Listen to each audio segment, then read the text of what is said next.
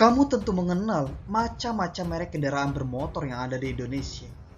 Apa yang kamu bayangkan jika mendengar merek itu disebut? Dari mana mayoritas asal produk-produk tersebut?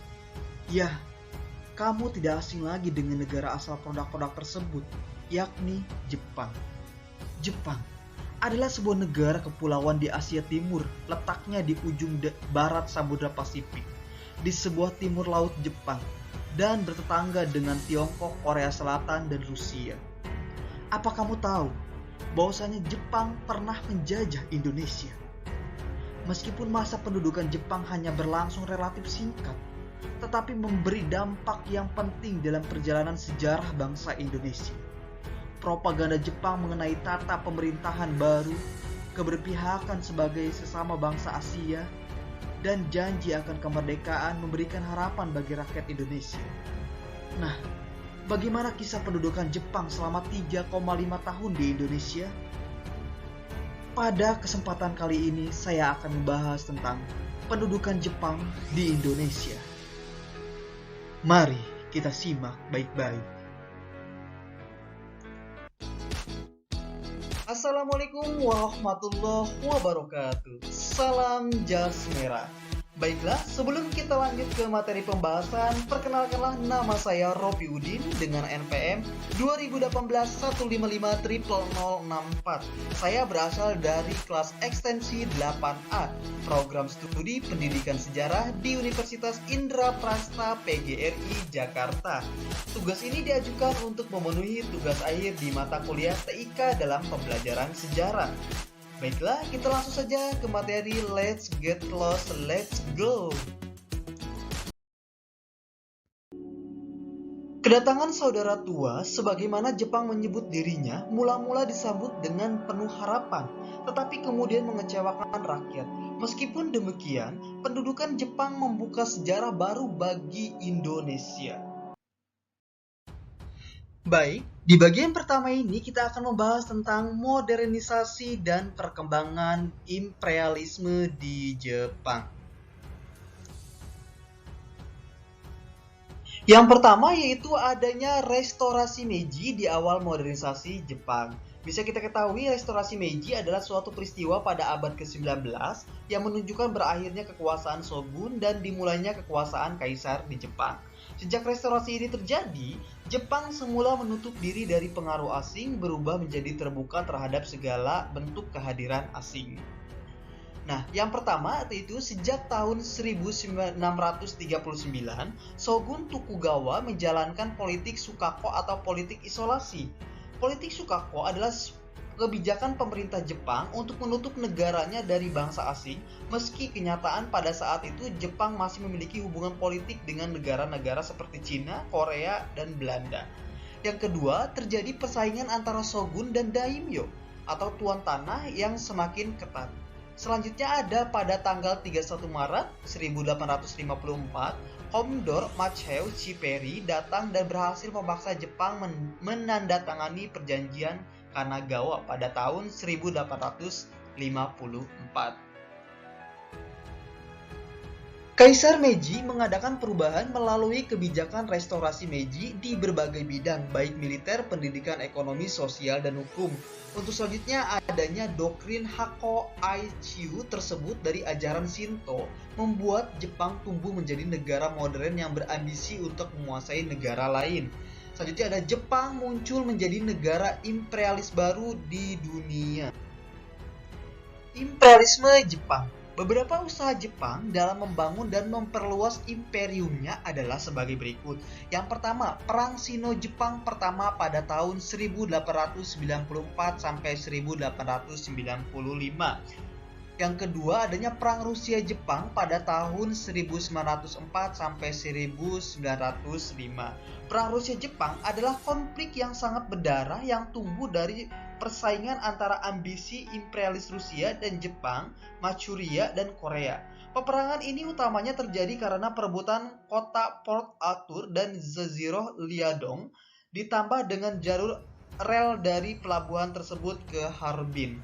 Yang ketiga, Jepang menginvasi wilayah jajahan Prancis di Indochina pada tahun 1941. Dan yang terakhir adalah Jepang membentuk Fakta Tripartit bersama Jerman dan Italia pada September 1940. Bisa kita ketahui, Fakta Tripartit adalah fakta yang ditandatangani di Berlin pada tanggal 27 September 1940 oleh Suburo Kurusu dari Kekaisaran Jepang, Adolf Hitler dari Jerman Nazi, dan Menteri Luar Negeri Galeazzo Ciano dari Italia. Dan selanjutnya ada terjadinya Jepang menyerang Pearl Harbor di pangkalan Angkatan Laut Amerika Serikat di Hawaii pada tanggal 7 Desember 1941. Serangan itu dimaksudkan sebagai antisipasi untuk mencegah armada Pasifik Amerika Serikat melakukan tindakan militer terhadap Kekaisaran Jepang. Pemimpin Jepang tidak mau Amerika Serikat terlalu menginvasi aksinya dalam peperangan di Asia Pasifik. Selanjutnya ada kedatangan Jepang di Indonesia. Yang pertama ada Belanda menyerah tanpa syarat kepada Jepang. Pada tanggal 8 Maret 1942, Belanda menandatangani Perjanjian Kalijati yang berisi penyerahan seluruh wilayah kekuasaan Belanda di Hindia Belanda tanpa syarat kepada Jepang.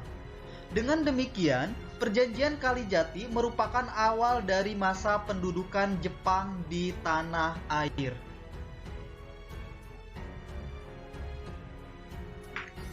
Pendudukan Jepang di Indonesia. Upaya Jepang menarik simpati bangsa Indonesia.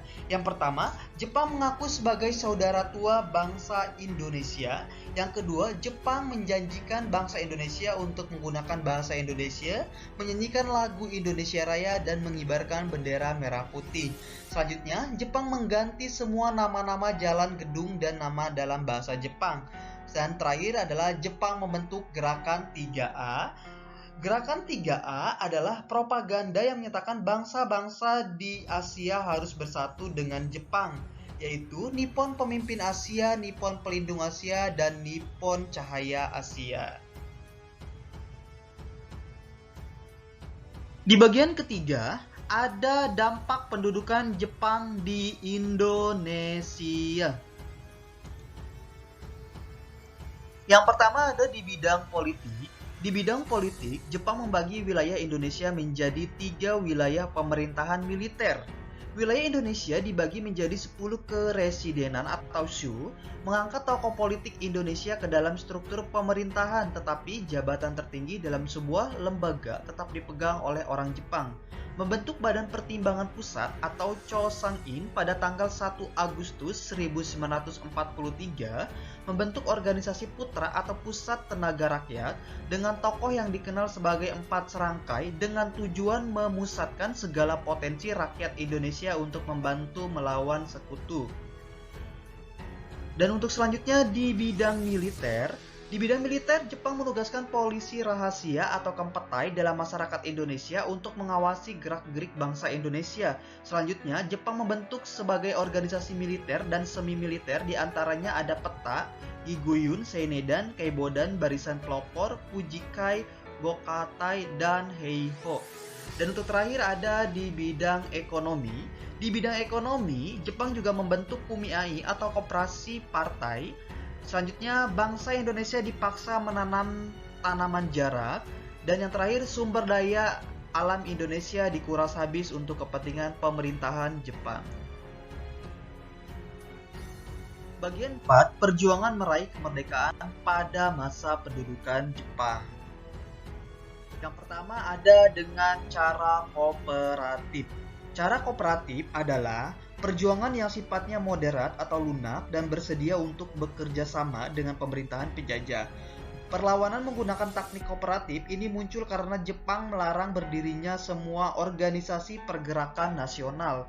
Perjuangan secara kooperatif dilakukan oleh tokoh-tokoh nasionalis yang diduduk di lembaga-lembaga penting bentukan Jepang. Melalui lembaga-lembaga ini, mereka menggalang persatuan untuk meraih kemerdekaan.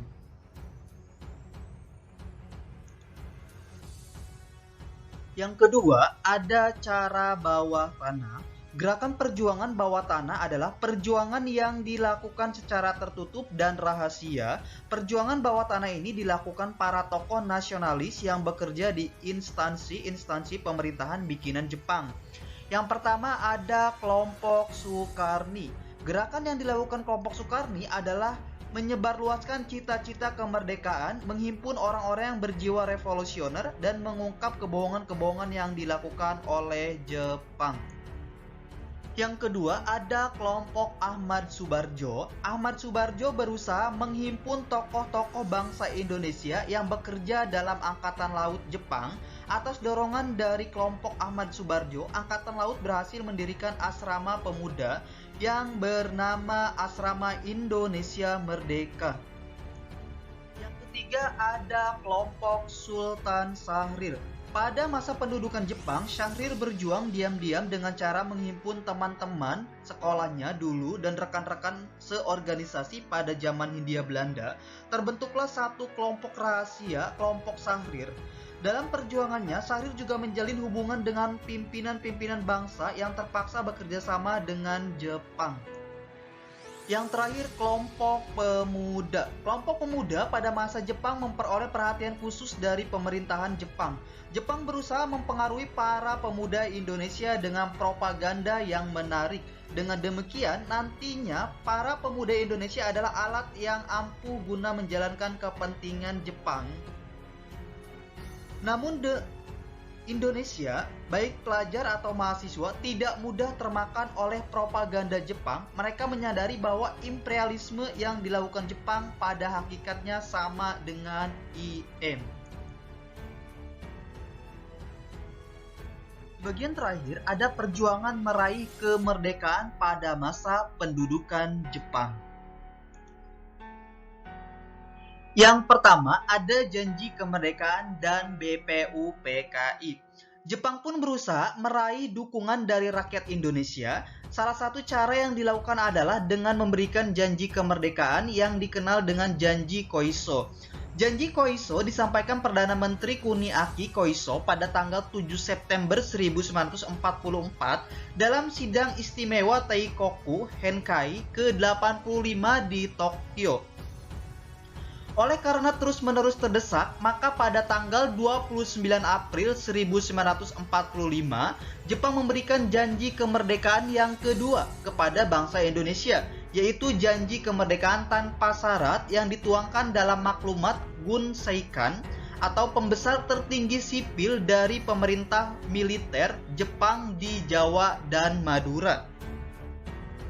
Yang kedua ada proklamasi kemerdekaan. Pada masa Perang Dunia II, tepatnya tanggal 14 Agustus 1945, terjadi sebuah peristiwa penting, yaitu Jepang menyerah kepada sekutu. Peristiwa Jepang menyerah tanpa syarat kepada sekutu diawali dengan serangan 2 bom atom yang dijatuhkan di Hiroshima pada tanggal 6 Agustus 1945 dan Nagasaki pada tanggal 9 Agustus 1945. Indonesia merdeka. Masa pendudukan Jepang di Indonesia dimulai pada tahun 1942 dan berakhir pada tanggal 17 Agustus 1945 seiring dengan proklamasi kemerdekaan Indonesia oleh Soekarno dan Muhammad Hatta atas nama bangsa Indonesia. Nah, itulah sedikit materi yang bisa saya sampaikan tentang pendudukan Jepang di Indonesia. Kurang lebihnya mohon dimaaf. Saya Ropi Udin, salam jas merah. Wassalamualaikum warahmatullahi wabarakatuh.